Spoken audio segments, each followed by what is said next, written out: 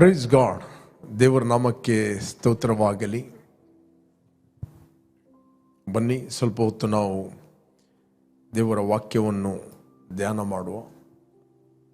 ದೇವರ ವಾಕ್ಯ ಹೇಳ್ತದೆ, 1ನೇ ಯೋಹಾನ ಪತ್ರಿಕೆ 5ನೇ ಅಧ್ಯಾಯ 4ನೇ ವಚನ. 1 John 5 chapter 4 verse. ಯೋಹಾನನ ಬರೆದ ಪತ್ರಿಕೆಯಲ್ಲಿ 5ನೇ ಅಧ್ಯಾಯ 4ನೇ ವಚನ. ಯಾಕಂದರೆ ದೇವರಿಂದ ಹುಟ್ಟಿರುವಂಥದ್ದೆಲ್ಲವೂ ಲೋಕವನ್ನು ಜಯಿಸ್ತದೆ. ಲೋಕವನ್ನು ಜಯಿಸುವಂಥದ್ದು ನಮ್ಮ ನಂಬಿಕೆ. Praise God. ಇಲ್ಲಿ ನಾವು ನೋಡ್ತೇವೆ ಇಂಗ್ಲಿಷ್ನಲ್ಲಿ, for what ever is Born of god overcomes the world, and this is the victory that has overcome the world, our faith. Praise God. The Bible says our faith. ದೇವರಿಂದ ಹುಟ್ಟಿರುವಂಥದ್ದೆಲ್ಲವೂ ಲೋಕವನ್ನು ಜಯಿಸ್ತದೆ. But 5ನೇ ವಚನ ಹೇಳ್ತದೆ, the 5 verse 5ನೇ ಅಧ್ಯಾಯ 5ನೇ ವಚನ, ಯೇಸು ದೇವರ ಮಗನೆಂದು ನಂಬಿದವರೇ ಅಲ್ಲದೆ ಲೋಕವನ್ನು ಜಯಿಸುವವರು ಇನ್ಯಾರಿದ್ದಾರೆ? Who is he who overcomes the world but he who believes that Jesus is the Son of God? ಇಲ್ಲಿ ನಾವು ನೋಡ್ತೇವೆ, ಯೇಸುವಿನ ಶಿಷ್ಯನಾದ ಯೋಹಾನನು ಇದನ್ನು ಜೂಯಿಷ್ ವಿಶ್ವಾಸಿಗಳಿಗೆ ಆತನು ಇಲ್ಲಿ ಬರೆಯುತ್ತಾನೆ. ಯಹೂದ್ಯ ವಿಶ್ವಾಸಿಗಳಿಗೆ, ಯಹೂದ್ಯರಿಂದ ರಕ್ಷಣೆ ಹೊಂದಿದ ವಿಶ್ವಾಸಿಗಳಿಗೆ ಆತನು ಬರೀತಾನೆ. ನಮಗೆ ಗೊತ್ತಿದೆ, 5ನೇ ಅಧ್ಯಾಯ 5ನೇ ವಚನದಲ್ಲಿ, 5ನೇ ಅಧ್ಯಾಯ 1ನೇ ವಚನದಲ್ಲಿ ಓದಿದರೆ ನಮಗೆ ಸಿಗ್ತದೆ. 5 chapter 1 verse 1 John 1ನೇ ಯೋಹಾನ ಪತ್ರಿಕೆ 5ನೇ ಅಧ್ಯಾಯ 1ನೇ ವಚನ, ಯೇಸು ಕ್ರಿಸ್ತನೆಂದು ನಂಬುವ ಪ್ರತಿಯೊಬ್ಬನು ದೇವರಿಂದ ಹುಟ್ಟಿದವನಾಗಿದ್ದಾನೆ. ಯೇಸು ಕ್ರಿಸ್ತನೆಂದು ನಂಬುವ ಪ್ರತಿಯೊಬ್ಬನು ದೇವರಿಂದ ಹುಟ್ಟಿದವನಾಗಿದ್ದಾನೆ. ಇಲ್ಲಿ ಯಹೂದ್ಯರಿಗೆ ಕ್ರಿಸ್ತನ ಬಗ್ಗೆ ಗೊತ್ತು, ಮೆಸ್ಸಾಯ ಆತನು ಬರುತ್ತಾನೆ ಅಂತ ಗೊತ್ತಿತ್ತು, ದೇವರ ಬಗ್ಗೆ ಗೊತ್ತಿತ್ತು, ಪವಿತ್ರಾತ್ಮನ ಬಗ್ಗೆ ಗೊತ್ತಿತ್ತು. ಬಟ್ ಅವರು ಯಾವತ್ತೂ ಒಪ್ಪಲಿಕ್ಕೆ ರೆಡಿ ಇರಲಿಲ್ಲ ಆ ಬಡಗಿಯ ಮಗ ಯೇಸು ಕ್ರಿಸ್ತನೆಂದು. ಯಾಕಂದರೆ ಯೇಸು ಅವರಿಗೆ ಅನೇಕರಿಗೆ ಪರಿಚಯದ ವ್ಯಕ್ತಿಯಾಗಿದ್ದ. ಓಕೆ, ಆತನು ಬಡಗಿಯ ಮಗನಾಗಿದ್ದ ಅಂತ ಇಲ್ಲಿ ಅಪೊಸ್ತಲ ಯೋಹಾನನು ಒತ್ತಿ ಹೇಳ್ತಾನೆ, ಯೇಸು ಕ್ರಿಸ್ತನೆಂದು ನಂಬುವ ಪ್ರತಿಯೊಬ್ಬನು ದೇವರಿಂದ ಹುಟ್ಟಿದವನಾಗಿದ್ದಾನೆ. ನೆಕ್ಸ್ಟ್ ಅದು, ಯಾವನು ಹುಟ್ಟಿಸಿದ ತಂದೆಯನ್ನು ಪ್ರೀತಿಸ್ತಾನೋ ಅವನು ತಂದೆಯಿಂದ ಹುಟ್ಟಿದವರೆಲ್ಲರನ್ನು ಪ್ರೀತಿಸ್ತಾನೆ. ಓಕೆ, ಯೇಸು ಕ್ರಿಸ್ತನೆಂದು ನಂಬುವ ಪ್ರತಿಯೊಬ್ಬನು ದೇವರಿಂದ ಹುಟ್ಟಿದವನಾಗಿದ್ದಾನೆ. ಅದಕ್ಕೋಸ್ಕರ ಯೋಹಾನ ಸುವಾರ್ತೆ 1ನೇ ಅಧ್ಯಾಯ 12ನೇ ವಚನದಲ್ಲಿ ಆತನು ಹೇಳ್ತಾನೆ, ಯಾರು ಆತನನ್ನು ಅಂಗೀಕಾರ ಮಾಡಿದರೋ, ಅಂದರೆ ಆತನ ಹೆಸರಿನಲ್ಲಿ, ಅಂದರೆ ಯೇಸುವಿನ ಹೆಸರಿನಲ್ಲಿ ನಂಬಿಕೆ ಇಟ್ಟರೋ ಅವರಿಗೆ ದೇವರ ಮಕ್ಕಳಾಗುವ ಅಧಿಕಾರ ಕೊಟ್ಟನು. ಇವರು ರಕ್ತ ಸಂಬಂಧದಿಂದಾಗಲಿ, ಕಾಮದಿಂದಾಗಲಿ, ಪುರುಷ ಸಂಕಲ್ಪದಿಂದಾಗಲಿ ಇವರು ಹುಟ್ಟಿದವರಲ್ಲ, ಇವರು ದೇವರಿಂದ ಹುಟ್ಟಿದವರು. ಓಕೆ, ದೇವರಿಂದ ಹುಟ್ಟಿದವರು. ದೇವರು ನಮಗೆ ಗೊತ್ತಿರಬೇಕು, ಆತನು ಆತ್ಮಸ್ವರೂಪಿ. God is a spirit. He lives in the realm of the spirit. ದೇವರು ಆತ್ಮ ಸ್ವರೂಪಿ. ನಮಗೆ ಗೊತ್ತಿರಬೇಕು ಮೊದಲು, ಆತನು ಆತ್ಮಿಕ ಲೋಕದಲ್ಲಿ ಇದ್ದಾನೆ. ಆತನು ಎಲ್ಲ ಕಡೆಯಲ್ಲಿದ್ದಾನೆ, ಬಟ್ ಆತನು ಆತ್ಮಿಕ ಲೋಕದಲ್ಲಿ ಆತನು ಫಂಕ್ಷನ್ ಆಗುತ್ತಾನೆ. ಬಟ್ ನಮ್ಮ ಶಾರೀರಿಕ ಕಣ್ಣುಗಳಿಂದ ನಾವು ಆತನನ್ನು ನೋಡಲಿಕ್ಕೆ ಆಗೋದಿಲ್ಲ. ಓಕೆ, ನಾವು ಆತ್ಮಿಕ ಕಣ್ಣುಗಳಿಂದ ಆತನನ್ನು ನೋಡ್ಬೋದು. ಓಕೆ, ಶಾರೀರಿಕ ಕಣ್ಣುಗಳಿಂದ ನಮಗೆ ನೋಡಲಿಕ್ಕೆ ಆಗೋದಿಲ್ಲ. ಬಟ್ ನಾವು ಹೊಸದಾಗಿ ಹುಟ್ಟಿದ್ದು ನಾವು ಆತ್ಮ ಸಂಬಂಧವಾಗಿ. ಯಾಕೆಂದರೆ ಮನುಷ್ಯನನ್ನು ದೇವರು ತನ್ನ ಸ್ವರೂಪದಲ್ಲಿ ತನ್ನ ಹೋಲಿಕೆಗೆ ಸರಿಯಾಗಿ ಉಂಟು ಮಾಡಿದ. ದೇವರ ಸ್ವರೂಪ ಯಾವುದಂತ ಹೇಳಿದರೆ ದೇವರು ಆತ್ಮಸ್ವರೂಪಿ.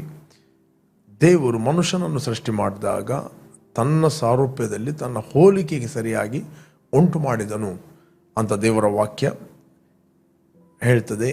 ಆದಿಕಾಂಡ 1ನೇ ಅಧ್ಯಾಯ 26ನೇ ವಚನ. ದೇವರು ಹೇಳ್ತಾನೆ, ನಮ್ಮ ಸ್ವರೂಪದಲ್ಲಿ ನಮ್ಮ ಹೋಲಿಕೆಗೆ ಸರಿಯಾಗಿ ನಾವು ಮನುಷ್ಯರನ್ನು ಉಂಟು ಮಾಡೋಣ, ಅವರು ಸಮುದ್ರದಲ್ಲಿರುವ ಮೀನುಗಳ ಮೇಲೆ, ಅಂತರಿಕ್ಷದಲ್ಲಿ ಹಾರಾಡುವ ಪಕ್ಷಿಗಳ ಮೇಲೆ, ಭೂಮಿಯಲ್ಲಿ ಹರಿದಾಡುವ ಎಲ್ಲ ಕ್ರಿಮಿ ಕೀಟಗಳ ಮೇಲೆ, ಜೀವ ಜಂತುಗಳ ಮೇಲೆ ಅವರು ದೊರೆತನ ಮಾಡಲಿ ಎಂದು ಹೇಳಿದೆ. ಯಾಕಂತ ಹೇಳಿದ್ರೆ ಮನುಷ್ಯನಿಗೆ ಈ ಲೋಕದಲ್ಲಿ ಫಂಕ್ಷನ್ ಆಗಲಿಕ್ಕೆ ದೇವರು ಈ ಮಣ್ಣಿನಿಂದಾದ ಶರೀರವನ್ನು ಕೊಟ್ಟನು. ದ ಫಿಸಿಕಲ್ ಬಾಡಿ ಅಂತ ಹೇಳ್ತಾರೆ, ಶರೀರವನ್ನು ಕೊಟ್ಟನು. ಈ ಶರೀರ ಎಂಬುವಂಥದ್ದು ನಮ್ಮ ಒಳಗೆ ಇರುವ ನಿಜವಾದ ಮನುಷ್ಯನ ಮನೆಯಾಗಿದೆ. This is house, this body. ಈ ಶರೀರ ಎಂಬುವಂಥದ್ದು ಭೂಲೋಕದಲ್ಲಿ ನಮಗೆ ಕಾರ್ಯ ಮಾಡಲು, ಕಮ್ಯುನಿಕೇಟ್ ಮಾಡಲು, ಈ ಲೋಕದಲ್ಲಿ ಫಂಕ್ಷನ್ ಆಗಲು ದೇವರು ಕೊಟ್ಟಂಥ ಮನೆಯಾಗಿದೆ. ಬಟ್ ಈ ದೇಹದ ಒಳಗಿದ್ದ ಮನುಷ್ಯನು ಯಾವಾಗ ಆತನು ಪಾಪ ಮಾಡಿದ, ಆತನು ದೇವರ ಅನ್ಯೋನ್ಯತೆಯನ್ನು ಕಳಕೊಂಡ. ದ ಫೆಲೋಶಿಪ್ ಅಂತ ಹೇಳ್ತಾರೆ, ಆ ಸಂಬಂಧವನ್ನು ಆತನು ಕಳಕೊಂಡ. ಮನುಷ್ಯನು ಆತ್ಮದಲ್ಲಿ ಆತನು ಸತ್ತ. ಮೊದಲು ಬಂದದ್ದು ಆತ್ಮಿಕ ಮರಣ. ನೆಕ್ಸ್ಟ್ ಆ ಆತ್ಮಿಕ ಮರಣ ಶಾರೀರಿಕ ಮರಣವನ್ನು ಹಿಂಬಾಲಿಸಿತು, ಫಾಲೋ ಮಾಡಿತ್ತು ಅಂತ ಹೇಳ್ತಾರೆ. ಶಾರೀರಿಕ ಮರಣವನ್ನು ಫಾಲೋ ಮಾಡಿತ್ತು. ಮನುಷ್ಯನು ಶರೀರದಲ್ಲಿ ಕೂಡ ಸತ್ತ. ಯಾಕಂತ ಹೇಳಿದರೆ ಶರೀರದಲ್ಲಿ ಸಾಯುವುದಂದರೆ spirit without body is death ಅಂತ ವಾಕ್ಯ ಹೇಳ್ತದೆ. ಓಕೆ, ನಾವು ನೋಡಲಿಕ್ಕೆ ಹೋದರೆ ನಮಗೆ ಸಿಗ್ತದೆ 2ನೇ 26ನೇ ವಚನದಲ್ಲಿ, ಆತ್ಮ ಇಲ್ಲದ ದೇಹವು ಅದು ಸತ್ತದಾಗಿದೆ. 5ನೇ 7ನೇ ವಚನ ಹೇಳ್ತದೆ, ದೇಹ ಎಂಬ ಮನೆಯಲ್ಲಿ 2ನೇ ಕೊರಿಂಥ 5ನೇ 7, 8ನೇ ವಚನ ಹೇಳ್ತೇನೆ, ನಾವು ನೋಡುವವರಾಗಿ ನಡೆಯುವವರಲ್ಲ, ನಾವು ನಂಬುವವರಾಗಿ ನಡೀತೀವಿ. ಆದ್ದರಿಂದ ದೇಹ ಎಂಬ ಮನೆಯಲ್ಲಿ ವಾಸಿಸುವ ತನಕ ಕರ್ತನಿಗೆ ದೂರದಲ್ಲಿರುವ ಪ್ರವಾಸಿಗಳಾಗಿದ್ದೇವೆ ಎಂದು ಬಲ್ಲೆವು. ನಾವು ನೋಡುವವರಾಗಿ ನಡೆಯದೆ ನಂಬುವವರಾಗಿಯೇ ನಡೀತೀವಿ. ಆದ್ದರಿಂದ ದೇಹದಲ್ಲಿ ವಾಸಿಸುವವರೆಗೆ ಕರ್ತನಿಗೆ ದೂರದಲ್ಲಿರುವ ಪ್ರವಾಸಿಗಳಾಗಿದ್ದೇವೆ ಎಂಬುದನ್ನು ಬಲ್ಲೆವು. ನಾವು ಪ್ರವಾಸಿಗಳಾಗಿದ್ದೇವೆ. ಓಕೆ, ನಾವು ಕರ್ತನಲ್ಲಿ ದೇವರಿಗೆ ನಾವು ಪ್ರವಾಸಿಗಳಾಗಿದ್ದೇವೆ. ಓಕೆ, ಅಪೊಸ್ತಲ ಪೌಲನು ಹೇಳ್ತಾನೆ 5ನೇ 8ನೇ ವಚನ, ಇದನ್ನು ಆಲೋಚಿಸಿ ನಾವು ಧೈರ್ಯವುಳ್ಳವರಾಗಿದ್ದು ದೇಹವನ್ನು ಬಿಟ್ಟು ಕರ್ತನ ಬಳಿಯಲ್ಲಿ ಇರುವುದೇ ಉತ್ತಮವೆಂದು ಎಣಿಸ್ತೇನೆ. ಇಂಗ್ಲಿಷ್ನಲ್ಲಿ ಹೇಳ್ತದೆ, we are confident, as well pleased rather to be absent from the body and to be present with the Lord. Absent from the body and to be present with the Lord. ಅಂದರೆ ಇದನ್ನು ಆಲೋಚಿಸಿ ಧೈರ್ಯವುಳ್ಳವರಾಗಿದೆ. ದೇಹವನ್ನು ಬಿಟ್ಟು ಅಂದರೆ ಯಾರು? Real ಮನುಷ್ಯ, ಒಳಗಿದ್ದ ಆತ್ಮಸ್ವರೂಪಿ, ಕ್ರಿಸ್ತನಲ್ಲಿ ಹೊಸದಾಗಿ ಹುಟ್ಟಿದ ವ್ಯಕ್ತಿ. ಓಕೆ, ದೇಹವನ್ನು ಬಿಟ್ಟು ಕರ್ತನ ಬಳಿಯಲ್ಲಿ ಇರುವುದೇ ಉತ್ತಮವೆಂದು ಎಣಿಸ್ತೇನೆ. ದೇಹವನ್ನು ಬಿಟ್ಟು, ಹಾಗಾದರೆ ದೇಹ ನಾವಲ್ಲ. ಓಕೆ, ದೇಹ ನಾವಲ್ಲ. ಯಾಕೋಬ 1ನೇ 2ನೇ 26ನೇ ವಚನದಲ್ಲಿ ನಾವು ಓದಿದ್ರೆ ನಮಗೆ ಸಿಗ್ತದೆ. ಯಾಕೋಬ 1:26, ಆತ್ಮವಿಲ್ಲದ ದೇಹವು ಸತ್ತದಾಗಿರುವ ಪ್ರಕಾರವೇ ಕ್ರಿಯೆಗಳಿಲ್ಲದ ನಂಬಿಕೆಯು ಸತ್ತದಾಗಿದೆ. ಕ್ರಿಯೆಗಳಿಲ್ಲದ ನಂಬಿಕೆಯು ಸತ್ತದಾಗಿದೆ. ಇಲ್ಲಿ ಅಪೊಸ್ತಲ ಯೋಹಾನನು ಪ್ರೀಚ್ ಮಾಡುತ್ತಾನೆ, ಯೇಸು ಕ್ರಿಸ್ತನೆಂದು ನಂಬುವ ಪ್ರತಿಯೊಬ್ಬನು ಆತನು ದೇವರಿಂದ ಹುಟ್ಟಿದವನಾಗಿದ್ದಾನೆ. ಅವರು ಯಹೂದ್ಯರಾಗಲಿ ಅನ್ಯರಾಗಲಿ, ಆತನ ಶಾರೀರಿಕ ಯಾವುದೇ ಬ್ಯಾಕ್ಗ್ರೌಂಡ್ ಆಗಲಿ, doesn't matter. But when you believe Jesus, Yesu ಕ್ರಿಸ್ತನು ಒಬ್ಬ ಮನುಷ್ಯನಾಗಿ ಬಂದು ನಮಗೋಸ್ಕರ ಕಲ್ವಾರಿ ಕ್ರೂಜೆಯಲ್ಲಿ ಪ್ರಾಣವನ್ನು ಕೊಟ್ಟು, ಆತನು ಸತ್ತದ್ದು ಆತನಿಗೋಸ್ಕರ ಸತ್ತದಲ್ಲ, ಆತನು ಸತ್ತದ್ದು ಆತನ ಅಪರಾಧಗಳಿಗೋಸ್ಕರ ಸತ್ತದಲ್ಲ, ಆತನು ಸತ್ತದ್ದು ಆತನು ಮಿಸ್ಟೇಕ್ ಮಾಡಿದ್ದರಿಂದ ಅಲ್ಲ, ಆತನು ಸತ್ತದ್ದು ನನಗೋಸ್ಕರ ಮತ್ತು ನಿನಗೋಸ್ಕರ, ನನ್ನ ಅಪರಾಧಗಳ ಮತ್ತು ನಿನ್ನ ಅಪರಾಧಗಳ ನಿಮಿತ್ತವಾಗಿ. ಆತನು ನನ್ನ ಪಾಪವನ್ನು ನಿನ್ನ ಪಾಪವನ್ನು ಹೊತ್ತುಕೊಂಡು ಹೋದ. ಆತನು 2 ಮರಣವನ್ನು ಅನುಭವಿಸಿದ, ಒಂದು ಶಾರೀರಿಕ ಮರಣ, ಮತ್ತೊಂದು ಆತ್ಮಿಕ ಮರಣ.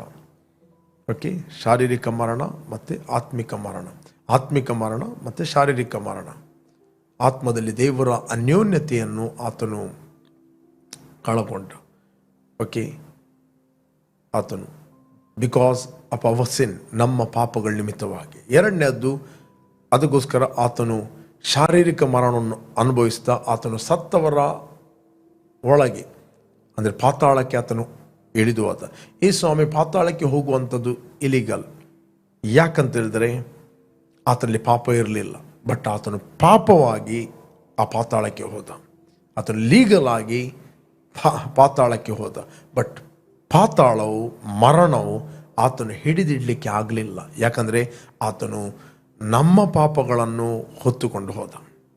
ಓಕೆ, ಯಾಕಂತ ಹೇಳಿದ್ರೆ ಆತನ ಪಾಪಗಳಿಗೋಸ್ಕರ ಹೋಗಲಿಲ್ಲ. ಅದಕ್ಕೋಸ್ಕರ ಪಾಪಕ್ಕೆ ಪರಿಹಾರವನ್ನು ಆತನು ಕಲ್ವಾರಿ ಕ್ರೂಜೆಯಲ್ಲಿ ಕೊಟ್ಟ.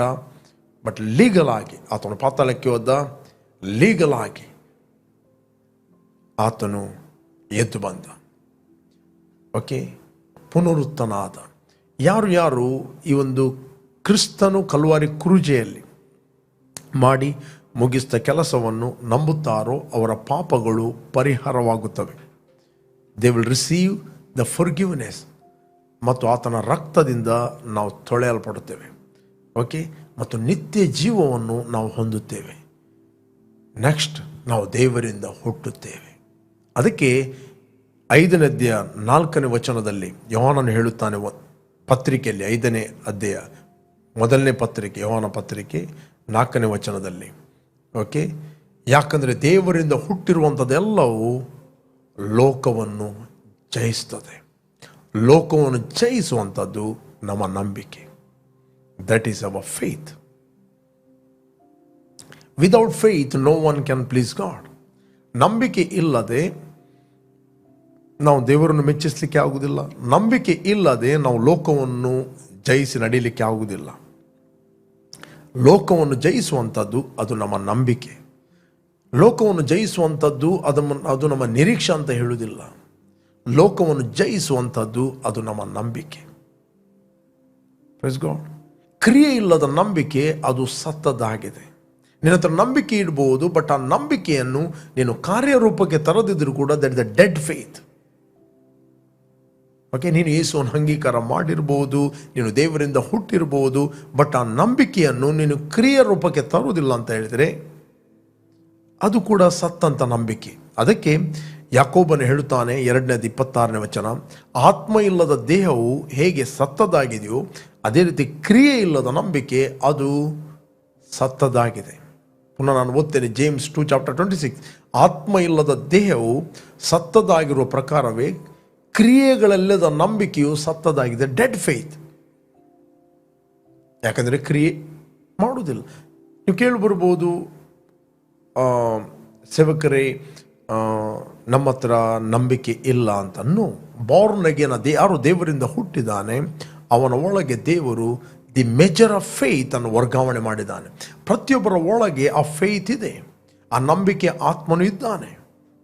ಅಕಾರ್ಡಿಂಗ್ ಟು 2 Corinthians 4:13 2ನೇ ಕೊರಿಂಥ 4ನೇ ಅಧ್ಯಾಯ 13ನೇ ವಚನ ಹೇಳ್ತದೆ. ನಾವು ಓದಿದ್ರೆ ನಮಗೆ ಸಿಗ್ತದೆ, ಹೀಗಿದ್ದರೂ ನಂಬಿದನು ಆದ್ದರಿಂದ ಮಾತಾಡಿದನು ಎಂಬ ಶಾಸ್ತ್ರೋಕ್ತಿಯಲ್ಲಿ ಕಾಣುವ ನಂಬಿಕೆಯ ಭಾವನೆ ಹೊಂದಿ ನಾವು ನಂಬಿದವರು ಆದ್ದರಿಂದ ಮಾತಾಡುತ್ತೇವೆ. ನಾನು ಇಂಗ್ಲಿಷ್ನಲ್ಲಿ ನಿಮಗೆ ಓದ್ತೇನೆ. And since we have the same spirit of faith. ಇಲ್ಲಿ ಬೈಬಲ್ ಇದೆ, since we have the same spirit of faith, ಅದೇ ನಂಬಿಕೆಯ ಆತ್ಮ ನಮ್ಮಲ್ಲಿದೆ. According to what is written, I believed and therefore I spoke, we also believed and therefore speak. ಅಂದರೆ ನಿನ್ನ ಒಳಗೆ ನಂಬಿಕೆ ಇಲ್ಲ ಅಂತ ನೀನು ತಿಳಿಯುವುದು ಒಂದು ಅಜ್ಞಾನ. ನಂಬರ್ 1 ಅಜ್ಞಾನ, ಎರಡನೇದ್ದು ಅಪನಂಬಿಕೆ, ಅನ್ಬಿಲೀಫ್ ಅಂತ ಹೇಳ್ತಾರೆ. ಅನ್ಬಿಲೀಫ್. ನಿನ್ನ ಒಳಗೆ ನಂಬಿಕೆ ಇಲ್ಲ ಅಂತ. ಬಟ್ ನಂಬಿಕೆ ಇದೆ, ನಂಬಿಕೆಯನ್ನು ನೀನು ಕಾರ್ಯರೂಪಕ್ಕೆ ತರಬೇಕು. ಅದಕ್ಕೆ ಬೈಬಲ್ ಇದೆ, ದೇವರಿಂದ ಹುಟ್ಟಿರುವಂಥದ್ದು ಎಲ್ಲವೂ ಲೋಕವನ್ನು ಜಯಿಸ್ತದೆ. ವೆನ್ ವಿ ಅಕ್ಸೆಪ್ಟೆಡ್ ಜೀಸಸ್, ನಮ್ಮ ಒಳಗೆ ದೇವರು ತನ್ನ ಆತ್ಮವನ್ನು ವರ್ಗಾವಣೆ ಮಾಡಿದ್ದಾನೆ. ಆ ಆತ್ಮವೇ ನಂಬಿಕೆಯ ಆತ್ಮ. ಅದು ನಿಮ್ಮ ನಂಬಿಕೆ ಅಲ್ಲ, ದೇವರು ತನ್ನ ನಂಬಿಕೆಯನ್ನು ನಿಮ್ಮ ಒಳಗೆ ಇಟ್ಟಿದ್ದಾನೆ. ಆ ನಂಬಿಕೆಯನ್ನು ನಾವು ಕಾರ್ಯರೂಪಕ್ಕೆ ತರಬೇಕು. ಯಾವಾಗ ಕಾರ್ಯರೂಪಕ್ಕೆ ತರುತ್ತೀರಿ, ಆಗ ಆ ನಂಬಿಕೆ ಬೆಳೆಯುತ್ತದೆ. ಓಕೆ, ನಂಬಿಕೆಯನ್ನು ಕಾರ್ಯರೂಪಕ್ಕೆ ನಾವು ಯಾವಾಗ ತರುವುದಿಲ್ಲ, ಅದು ಬೆಳೆಯುವುದಿಲ್ಲ. ನಿಮಗೆ ಫಿಸಿಕಲ್, ನೀವು ಹುಟ್ಟುತ್ತಿರುವಾಗ ನಿಮಗೆ ಕೈ, ಕಾಲು, ಕಿವಿ ಎಲ್ಲ ಫುಲ್ಲಾಗಿ ನೀವು ಹುಟ್ಟುತ್ತೀರಿ. ಅರ್ಧ ಮನುಷ್ಯನಾಗಿ ಹುಟ್ಟುವುದಿಲ್ಲ, ಫುಲ್ ಹ್ಯೂಮನ್ ಆಗಿ ಹುಟ್ಟುತ್ತಾನೆ. ಓಕೆ, ಬಟ್ ಅವರ ಕೈ ಕಾಲುಗಳು ಅದು ಆಕ್ಟಿವೇಟ್ ಆಗಬೇಕಂದ್ರೆ ಅವುಗಳು ಮಾಲಿಶ್ ಮಾಡಬೇಕು ಮತ್ತು ಎಕ್ಸಸೈಸ್ ಮಾಡಬೇಕು. ಅದು ಯೂಸ್ ಆಗಬೇಕು, ಕಾರ್ಯ ಮಾಡಬೇಕು. ಆಗೇನಾಗ್ತದೆ, ಆ ಕೈ ಕಾಲುಗಳು ಬೆಳೆಯುತ್ತವೆ, ಗಟ್ಟಿ ಆಗ್ತವೆ. ಒಂದು ಕೈಯನ್ನು ನೀನು ಯೂಸ್ ಮಾಡ್ತಿ, ಮತ್ತೊಂದು ಕೈಯನ್ನು ನೀನು ಯೂಸ್ ಮಾಡೋದಿಲ್ಲ ಅಂತ ಹೇಳಿದರೆ ನಿನಗೆ ಕೈ ಇಲ್ಲ ಅಂತ ಅಲ್ಲ, ನೀನು ಕೈಗೋಸ್ಕರ ಪ್ರಾರ್ಥನೆ ಮಾಡಬೇಕಾಗಲ್ಲ, ದೇವರು ನನಗೆ ಕೈಗೂಡು ಅಂತ. Wrong prayer. ನಿನಗೆ ಕೈ ಇದೆ, ಆ ಕೈಯನ್ನು ನೀನು ಯೂಸ್ ಮಾಡಬೇಕು. ಓಕೆ, ಯೇಸುವಿನ ಶಿಷ್ಯರು ಅವರು ಕೇಳಿದರು, ಸ್ವಾಮಿ ನಮ್ಮ ನಂಬಿಕೆಯನ್ನು ಹೆಚ್ಚಿಸು ಅಂತ ಕೇಳಿದರು. ಅದಕ್ಕೆ ಯೇಸು ಸ್ವಾಮಿ ಏನು ಹೇಳಿದ? ಯೇಸು ಸ್ವಾಮಿ ಇದನ್ನು ಶಿಲುಬೆಗೆ ಹೋಗುವ ಮುಂಚೆ 17ನೇ ಅಧ್ಯಾಯದಲ್ಲಿ ನಾವು ಓದ್ತೇವೆ, ನಮಗೆ ಸಿಗ್ತದೆ ಲೂಕನು ಬರೆದ ಸುವಾರ್ತೆಯಲ್ಲಿ, ಲೂಕ್ ಚಾಪ್ಟರ್. ಅಪೋಸ್ತಲರು ಸ್ವಾಮಿಗೆ ನಮ್ಮ ನಂಬಿಕೆಯನ್ನು ಹೆಚ್ಚಿಸು ಎಂದು ಹೇಳಲು. And the apostle said to the Lord, increase our faith. Faith ಇದೆ, ಇನ್ಕ್ರೀಸ್ ಅವರ್ ಫೇತ್. ಯೇಸು ಏನು ಹೇಳ್ತಾನೆ? ಸ್ವಾಮಿಯು ಸಾಸಿವೆ ಕಾಳಷ್ಟು ನಂಬಿಕೆ ನಿಮಗೆ ಇದ್ದರೆ, ಅದು ಯೇಸು ಸ್ವಾಮಿ ಶಿಲುಬೆಗೆ ಹೋಗುವ ಮುಂಚೆ ಇದ್ದರೆ. ಈಗ ಸಾಸಿವೆ ಕಾಳಷ್ಟು ನಂಬಿಕೆ ಇದ್ದರೆಲ್ಲ, ಈಗ ಬೋರ್ನಗೆನಾದ ನಮ್ಮ ಒಳಗೆ ಅದು ನಂಬಿಕೆ ಇದೆ. ದೇವರಿಂದ ಹುಟ್ಟಿರುವಂಥದ್ದು ಎಲ್ಲವೂ ಲೋಕವನ್ನು ಜಯಿಸ್ತದೆ. ಲೋಕವನ್ನು ಜಯಿಸುವಂಥದ್ದು ನಮ್ಮ ನಂಬಿಕೆ. ಈಗ ನಂಬಿಕೆ ಇದ್ದರೆ ಅಲ್ಲ, ನಂಬಿಕೆ ಇದೆ. ನನ್ನ ಕೈ ಸ್ಟ್ರಾಂಗ್ ಆಗಬೇಕಾದ್ರೆ ನಾನು ಈಗ ಹೇಳುವುದಿಲ್ಲ ನಿನಗೆ ಕೈ ಇದ್ದರೆ. ನಿನಗೆ ಕೈ ಇದೆ, ಅದನ್ನು ಯೂಸ್ ಮಾಡು. ಓಕೆ, ಇಲ್ಲಿ ಈ ಸ್ವಾಮಿ ಶಿಲುಬೆಗೆ ಹೋಗುವ ಮುಂಚೆ ಹೇಳಿದ ಮಾತು. ಓಕೆ, ಸಾಸಿವೆ ಕಾಳಷ್ಟು ನಮಗೆ ನಂಬಿಕೆ ಇದ್ದರೆ, ನೀವು ಈ ಅತ್ತಿ ಮರಕ್ಕೆ ನೀನು ಬೇರು ಸಹಿತ ಕಿತ್ತುಕೊಂಡು ಹೋಗಿ ಸಮುದ್ರದಲ್ಲಿ ನಾಟಿಕೋ ಎಂದು ಹೇಳಿದರು, ಅದು ನಿಮ್ಮ ಮಾತನ್ನು ಕೇಳುವುದು. ಇಲ್ಲಿ ಯೇಸು ಸ್ವಾಮಿ ಹೇಳಿದ, ನಿಮ್ಮ ನಂಬಿಕೆಯನ್ನು ಯೂಸ್ ಮಾಡಿ. ನಿಮ್ಮ ನಂಬಿಕೆಯನ್ನು ಏನು ಮಾಡಿರಿ? ನೀವು ಯೂಸ್ ಮಾಡಿ. ಅದನ್ನು ಯೂಸ್ ಮಾಡದಿದ್ದರೆ, ಅದನ್ನು ಕ್ರಿಯೆ ಮಾಡದಿದ್ದರೆ ಅದು ಆ ನಂಬಿಕೆ ಬೆಳೆಯುವುದಿಲ್ಲ, ಇನ್ಕ್ರೀಸ್ ಆಗುವುದಿಲ್ಲ. ಓಕೆ, ನಿಮ್ಮ ತಲೆಗೆ ಹೆಡೆಕ್ ಬರ್ತಾ ಇದೆ, ತಲೆನೋವು ಬರ್ತಾ ಇದೆ, ಏನು ಮಾಡ್ತಾ ಇದ್ದೀರಾ? ಓಕೆ, ದೇವರಿಂದ ಹುಟ್ಟಿದ್ದೀರಿ, ನಿಮ್ಗೆ ಗೊತ್ತಿದೆ. ದೇವರಿಂದ ಹುಟ್ಟಿರುವಂಥದ್ದು ಲೋಕವನ್ನು ಜಯಿಸ್ತದೆ. ಓಕೆ, ಲೋಕವನ್ನು ಜಯಿಸುವುದಂದರೆ ಅದು ನಮ್ಮ ನಂಬಿಕೆ. ಹಾಗಾದರೆ ನಾನು ತಲೆನೋವಿಗೆ ಹೇಳಬೇಕು, ಯೇಸುವಿನ ನಾಮದಲ್ಲಿ ತಲೆನೋವೇ ಕೇಳು. ಈಗ ಅತ್ತಿ ಮರ ಇರುವಂಥದ್ದು ಎಲ್ಲಿ? ಅದು ಅಲ್ಲ, ನಿಮ್ಮ ದೇಹದಲ್ಲಿ ಇರುವಂಥ ಅದೇ ಸಿಕ್ನೆಸ್ಗಳು ಅಥವಾ ವ್ಯಾಧಿಗಳು, ನೋವುಗಳು, ಅವುಗಳಿಗೆ ನೀವು ಮಾತಾಡ್ರಿ. ಯೇಸು ನಾಮದಲ್ಲಿ ತಲೆನೋವಿಗೆ, ನನ್ನ ದೇಹದ ಮೇಲೆ ನೋವಿಗೆ ಅಧಿಕಾರ ಇಲ್ಲ. ಯೇಸುವಿನ ನಾಮದಲ್ಲಿ ನಾನು ನಿನಗೆ ಅಪ್ಪಣೆ ಕೊಡ್ತಾ ಇದ್ದೇನೆ, ನನ್ನ ದೇಹವನ್ನು ಬಿಟ್ಟು ಹೋಗು. I command you, leave it in Jesus' name. We have the same spirit of faith. Therefore, I believe. ನಾನು ನಂಬುತ್ತೇನೆ, ಮತ್ತೆ ಮಾತಾಡುತ್ತೇನೆ. ನಾನು ಮಾತಾಡುತ್ತೇನೆ. ನೀನು ನಂಬಿ ಮಾತಾಡುವುದಂದರೆ ನಿನ್ನ ನಂಬಿಕೆಯನ್ನು ಕಾರ್ಯರೂಪಕ್ಕೆ ತರುವುದು. ನಿನ್ನ ನಂಬಿಕೆಯನ್ನು ನೀನು ಕಾರ್ಯರೂಪಕ್ಕೆ ತರುವುದು. ಕ್ರಿಯೆ ಇಲ್ಲದ ನಂಬಿಕೆ ಅದು ಸತ್ತದಾಗಿದೆ. ಅನೇಕರು ಬೋರ್ನಗೆನಾಗಿದ್ದಾರೆ, ಬಟ್ ಅವರ ನಂಬಿಕೆಯನ್ನು ಕ್ರಿಯಾರೂಪಕ್ಕೆ ತರುವುದಿಲ್ಲ. ಓಕೆ, ಮುಂದಿನ ವ್ಯಕ್ತಿ ಜಿಮ್ಮಲ್ಲಿ ಹೋಗಿ 25 kg ಎತ್ತುತ್ತಾನಂತ ಹೇಳಿಕೊಂಡು ಅವನು ಎತ್ತಲಿಕ್ಕೆ ಒಂದೇ ದಿನದಲ್ಲಿ ಎತ್ತಲಿಲ್ಲ. ಅವನು 6 ತಿಂಗಳಿಂದ ಪ್ರಾಕ್ಟೀಸ್ ಮಾಡ್ತಾ ಇದ್ದಾನೆ. ಮೊದಲು ಎತ್ತಿದ್ದು ಅವನು 2.5 kg ಕೈಯಲ್ಲಿ, ಈಗ ಅವನು 25 kg ಎತ್ತುತ್ತಾ ಇದ್ದಾನೆ. ಅವನಿಗೆ ಹೋಗಿ ಅಲ್ಲಿ ಮಸಲ್ಸ್ ಕೂತ್ಕೊಳ್ಳಿಲ್ಲ ಜಿಮ್ಮಲ್ಲಿ. ಅವನ ಒಳಗಿದ್ದ ಮಸಲ್ಸ್ಗಳೇ ಎದ್ದು ಸ್ಟ್ರಾಂಗ್ ಆದವು. ಅದೇ ರೀತಿ ಅವನು 25 ಎತ್ತಾನಂತೆ ಹೇಳಿಕೊಂಡು ನೀನು 25 ಎತ್ತಲಿಕ್ಕೆ ಆಗುವುದಿಲ್ಲ. ನೀನು ಮೊದಲು 2.5 ಎತ್ತು. ನನಗೆ 25 ಎತ್ತಲಿಕ್ಕೆ ಆಗುವುದಿಲ್ಲ ಅಂತ ಹೇಳಿ ನೀನು ನಿರಾಶೆ ಆಗಬೇಕಾಗಿಲ್ಲ. ಇದು ನನ್ನಿಂದ ಆಗುದಿಲ್ಲ, ಅವನ ಹತ್ರ ಮಾತ್ರ ಆಗ್ತದೆ ಇನ್ನು. ಓಕೆ, ಅದೇ ರೀತಿ ನಿಮ್ಮ ನಂಬಿಕೆಯನ್ನು ಸಣ್ಣ ಸಣ್ಣ ಸಂಗತಿಗಳಿಗೆ ನೀವು ಯೂಸ್ ಮಾಡ್ರಿ, ಆಗ ನಂಬಿಕೆ ಬೆಳೆಯುತ್ತದೆ. ಯೇಸು ಹತ್ರ ಕೇಳಿದ್ರು, how to increase our faith, ನಮ್ಮ ನಂಬಿಕೆಯನ್ನು ಹೆಚ್ಚಿಸು. ಅದಕ್ಕೆ ಯೇಸು ಸ್ವಾಮಿ ಇಮಿಡಿಯೇಟ್ಲಿ ಹೇಳಿದ, ಪ್ರಾರ್ಥನೆ ಮಾಡಬೇಕು, ಉಪವಾಸ ಮಾಡಬೇಕಂತ ಹೇಳಲಿಲ್ಲ. ಉಪವಾಸ ಮಾಡಬೇಕು, ನಾನು ಸಹ ಮಾಡ್ತೇನೆ, ಮಾಡಿದೆ. ದೇರ್ ಇಸ್ ಎ ರೀಸನ್ ಯಾಕೆ ಪ್ರಾರ್ಥನೆ ಮಾಡುತ್ತೇವೆ. ಬಟ್ ಯೇಸು ಸ್ವಾಮಿ ಇಲ್ಲಿ ಪ್ರಿನ್ಸಿಪಲ್ ಅನ್ನು ಒಂದು ಫಾರ್ಮುಲಾ ಕಲಿಸಿದ.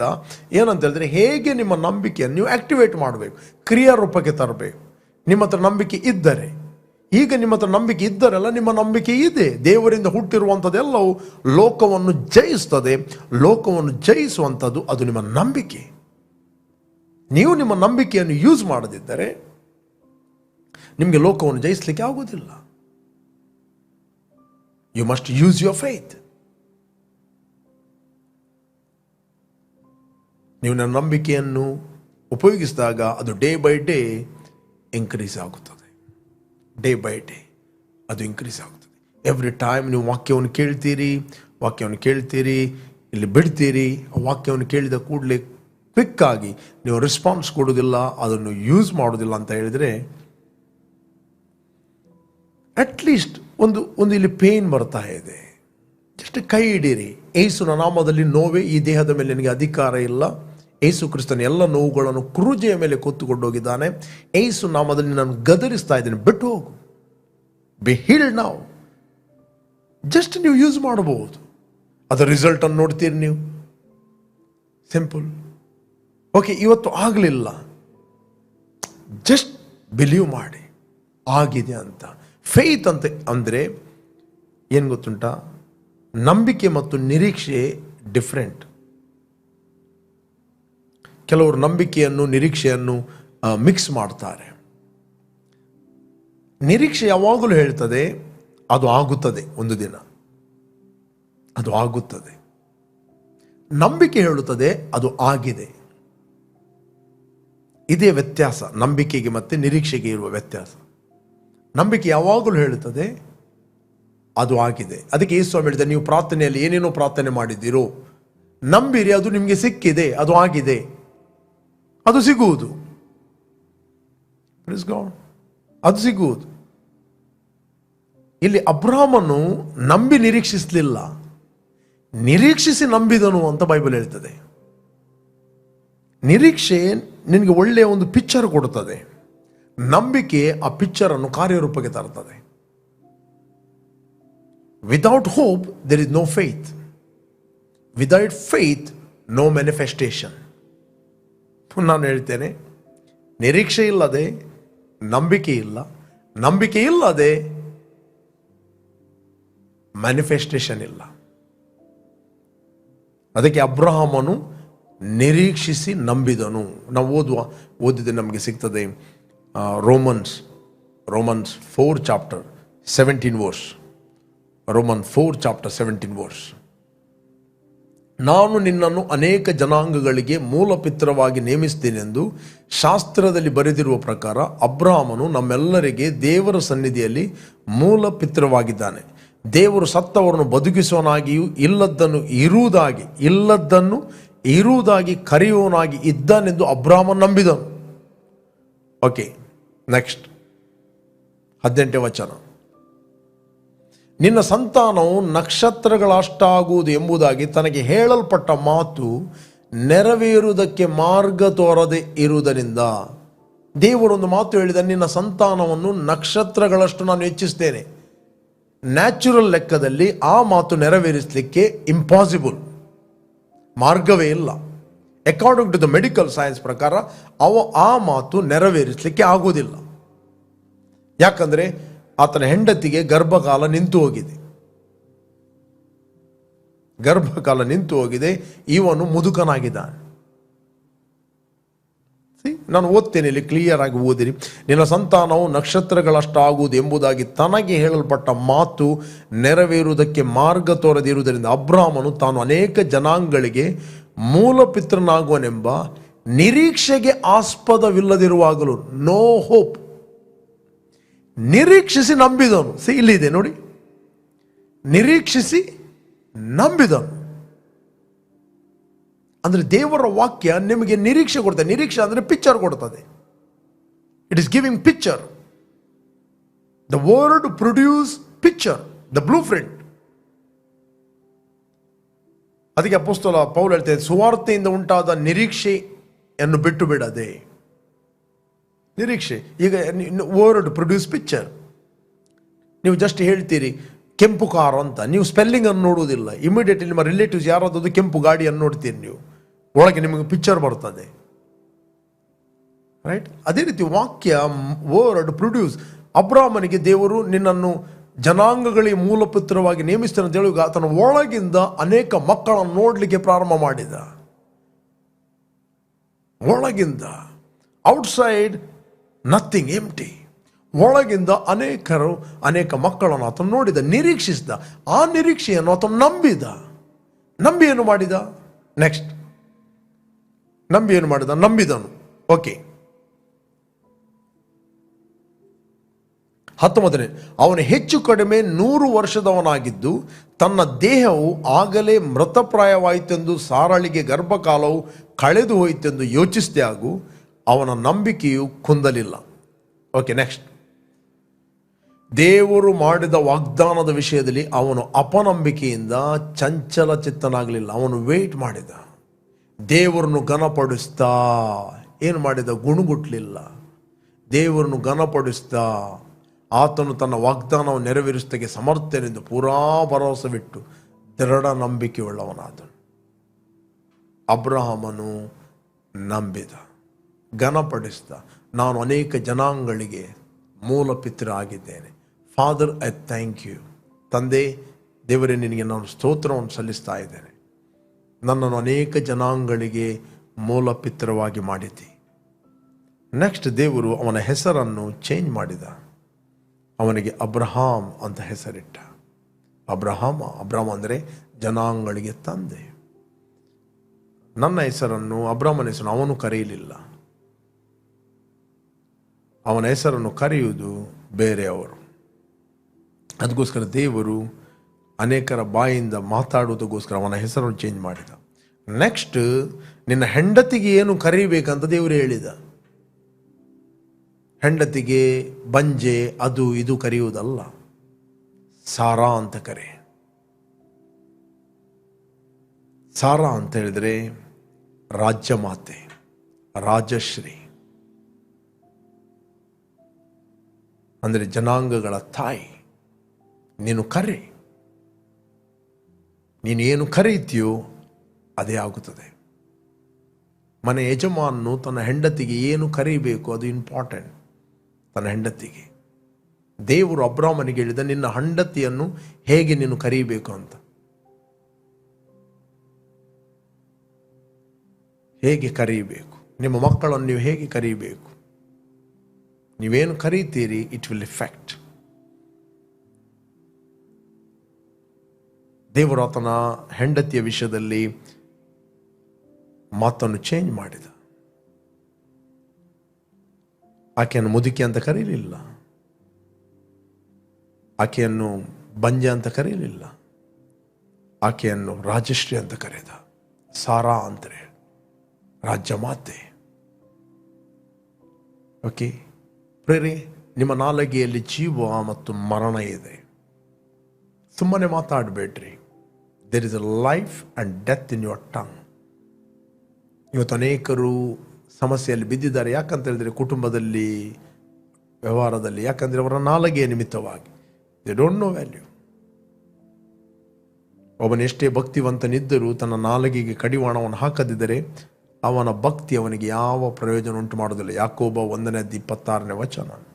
ಅದು ನಿಷ್ಪ್ರಯೋಜನವಾದದ್ದು, ನಿಷ್ಫಲವಾದದ್ದು.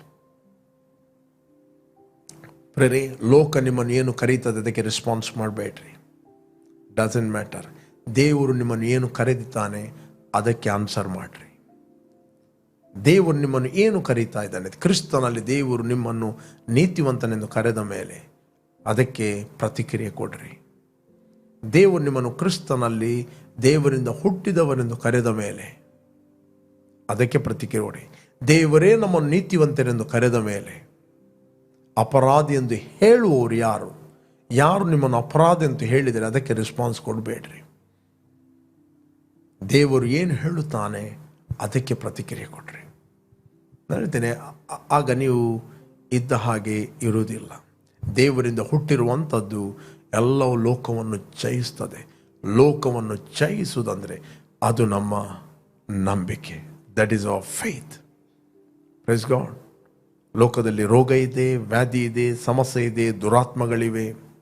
ಬಟ್ ಅವುಗಳ ಬಗ್ಗೆ ನೀವು ದೊಡ್ಡದಾಗಿ ಥಿಂಕ್ ಮಾಡಬೇಕಾಗಿಲ್ಲ. ಅವುಗಳು ಆಲ್ರೆಡಿ ಸೋತಿವೆ. ಯೇಸು ಕ್ರಿಸ್ತನು ಅವುಗಳನ್ನು ಸೋಲಿಸಿಬಿಟ್ಟಿದ್ದಾನೆ. ಬಟ್ ದೇವರ ವಾಕ್ಯಕ್ಕೆ ಹೆಚ್ಚಾಗಿ ದೇವರು ನಿಮ್ಮನ್ನು ಏನೊಂದು ಕರೆದಿದ್ದಾನೆ ಅದಕ್ಕೆ ಪ್ರತಿಕ್ರಿಯೆ ಕೊಡ್ರಿ. ದುರಾತ್ಮಗಳ ಬಗ್ಗೆ ಜಾಸ್ತಿ ಆಲೋಚನೆ ಮಾಡಬೇಡಿ. ವಿಚ್ ಕ್ರಾಫ್ಟ್ಗಳ ಬಗ್ಗೆ ಜಾಸ್ತಿ ಆಲೋಚನೆ ಮಾಡಬೇಡ್ರಿ. ಜನರ ಕ್ರಿಟಿಸೈಸ್ ತಮಾಷೆಗಳಿಗೆ ಜಾಸ್ತಿ ಕಿವಿ ಕೊಡಬೇಡ್ರಿ. ನೀವೇನು ನೋಡ್ತೀರಿ ನೀವು ಅದೇ ಆಗುತ್ತೀರಿ. ನೀವೇನು ಕೇಳ್ತೀರಿ ಅದೇ ಆಗುತ್ತೀರಿ. ಕೇಳುವ ವಿಷಯದಲ್ಲಿ ಎಚ್ಚರವಾಗಿರಿ. ಓಕೆ ಪ್ರೇರೆ, ನಾನು ನಿಮ್ಗೆ ಎನ್ಕರೇಜ್ ಮಾಡ್ತೇನೆ. ನೀವು ಇಷ್ಟರವರೆಗೆ ಯೇಸುವನ್ನು ರಕ್ಷಕನು ಒಡೆಯನೆಂದು ಅಂಗೀಕಾರ ಮಾಡದಿದ್ದರೆ this the right time. Yesu ಕ್ರಿಸ್ತನು ನಿಮಗೋಸ್ಕರ ಕ್ರೂಜೆಯಲ್ಲಿ ಸತ್ತಿದ್ದಾರೆ. He loves you so much. ಆತ ನಿಮ್ಮನ್ನು ಪ್ರೀತಿಸ್ತಾನೆ. ಓಕೆ, ಯಾರು ಆತನ ಅಂಗೀಕಾರ ಮಾಡ್ತಾರೋ ಅವರಿಗೆ ದೇವರ ಮಕ್ಕಳಾಗುವ ಅಧಿಕಾರ ಕೊಡ್ತಾನೆ. ಮಕ್ಕಳಾದರೆ ನಾವು ದೇವರಿಂದ ಹುಟ್ಟಿದವರು, ಲೋಕವನ್ನು ಜಯಿಸಿದವರು. ಲೋಕವನ್ನು ಜಯಿಸುವಂಥದ್ದು ಅದು ನಮ್ಮ ನಂಬಿಕೆ. Okay, let's pray. Thank you Lord, thank you father. ಭೂಮಿ ಆಕಾಶಗಳನ್ನು ಉಂಟು ಮಾಡಿದ ಸರ್ವಶಕ್ತನಾದ ನನ್ನ ತಂದೆ, ಯೇಸುವಿನ ನಾಮದಲ್ಲಿ ನಾವು ನಿನ್ನ ಸನ್ನಿಧಿಯಲ್ಲಿ ಇದ್ದೇವೆ. ಯೇಸುವೆ, ನೀನು ಸುರಿಸಿದ ರಕ್ತದ ಮೂಲಕ ನಮ್ಮ ಅಪರಾಧಗಳು ಪರಿಹಾರವಾಗಿ ನಮಗೆ ಬಿಡುಗಡೆ ಆಯಿತು. ನೀನೇ ನಮ್ಮ ರಕ್ಷಕನು ಒಡೆಯನೆಂದು ನಾವು ಅಂಗೀಕಾರ ಮಾಡಿದ್ದೇವೆ. ನಾವು ನಂಬುತ್ತೇವೆ ನಮ್ಮ ಪಾಪಗಳು ಪರಿಹಾರವಾದವು. ಬಾಯಿಂದ ಅರಿಕೆ ಮಾಡುತ್ತೇವೆ ಯೇಸುವೆ ನಮ್ಮ ಕರ್ತನೆಂದು. ನಾವು ನಂಬುತ್ತೇವೆ ನಮಗೆ ಬಿಡುಗಡೆ ಆಯಿತು. ನಾವು ದೇವರಿಂದ ಹುಟ್ಟಿದವರು. ನಾವು ಲೋಕವನ್ನು ಜಯಿಸಿದವರಾಗಿದ್ದೇವೆ. ಲೋಕವನ್ನು ಜಯಿಸುವಂಥದ್ದು ಅದು ನಮ್ಮ ನಂಬಿಕೆ ಆಗಿದೆ. ಯಾವುದೇ ವ್ಯಾಧಿ, ಯಾವುದೇ ರೋಗಗಳಿಗೆ, ಹೆಡೇಕ್, ಮೈಗ್ರೇನ್, ಅದಕ್ಕೆ ನಮ್ಮ ದೇಹದ ಮೇಲೆ ಅಧಿಕಾರ ಇಲ್ಲವೇ ಇಲ್ಲ. ಯೇಸುವಿನ ನಾಮದಲ್ಲಿ ಅದೆಲ್ಲ ಸಂಗತಿಗಳು ಈಗಲೇ ಬಿಟ್ಟು ಹೋಗಲಿ. I command to leave it in the name of Jesus. Just ನಿಮ್ಮ ಪ್ರೇಯರ್ ಎಲ್ಲಿಂದ ವಾಚ್ ಮಾಡ್ತಾ ಇದ್ದೆ, ನಿಮ್ಮ ನಂಬಿಕೆಯನ್ನು ಯೂಸ್ ಮಾಡಿರಿ. ನಿಮ್ಮ ನಂಬಿಕೆಯನ್ನು ಯೂಸ್ ಮಾಡಿರಿ. It will increase. ಅದು ಹೆಚ್ಚಲ್ಪಡುತ್ತದೆ, ಅದು ಬೆಳೆಯುತ್ತದೆ. Thank you Lord. ತಂದೆ, ಪ್ರತಿಯೊಬ್ಬರು ಸಂತೈಸಲ್ಪಡಲಿ. ಅವರು ತಮ್ಮ ತಮ್ಮ ನಂಬಿಕೆಯನ್ನು ಕಾರ್ಯರೂಪಕ್ಕೆ ತರುವಂತೆ ನಡೆಸಲ್ಪಡಲಿ ಮತ್ತು ಅದರಿಂದ ಅವರು ಬೆಳೆಯಲಿ ಎಂದು ನಾನು ಪ್ರಾರ್ಥಿಸ್ತಾ ಇದ್ದೇನೆ. I bless each and every one of god in Jesus name. Amen, amen, amen, amen.